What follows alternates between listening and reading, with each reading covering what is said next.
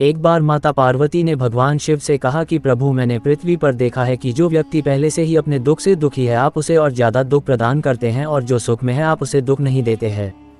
भगवान ने इस बात को समझाने के लिए माता पार्वती को धरती पर चलने के लिए कहा और दोनों ने इंसानी रूप में पति पत्नी का रूप लिया और एक गांव के पास डेरा जमाया। शाम के समय भगवान ने माता पार्वती से कहा कि हम मनुष्य रूप में यहाँ आए हैं, इसलिए यहाँ के नियमों का पालन करते हुए हमें यहाँ भोजन करना होगा। इसलिए मैं भोजन सामग्री की व्यवस्था करता हूँ, तब तक तुम भोजन बनाओ।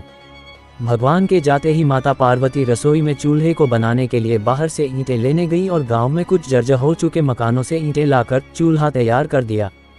चूल्हा तैयार होते ही भगवान वहां पर बिना कुछ लाए ही प्रकट हो गए। माता पार्वती ने उनसे कहा, आप तो कुछ लेकर नहीं आए, भोजन कैसे बनेगा? भगवान बोले, पार्वती, अब तुम्हें इसकी जरूरत नहीं पड़ेगी।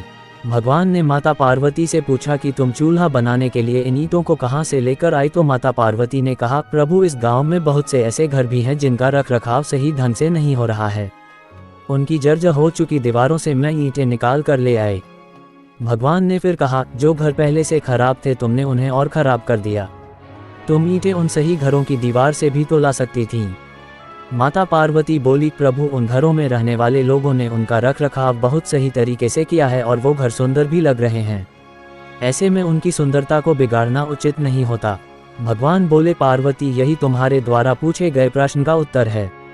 जिन लोगों ने अपने घर का रखरखाव अच्छी तरह से किया है, यानी सही कर्मों से अपने जीवन को सुंदर बना रखा है, उन लोगों को दुख कैसे हो सकता है?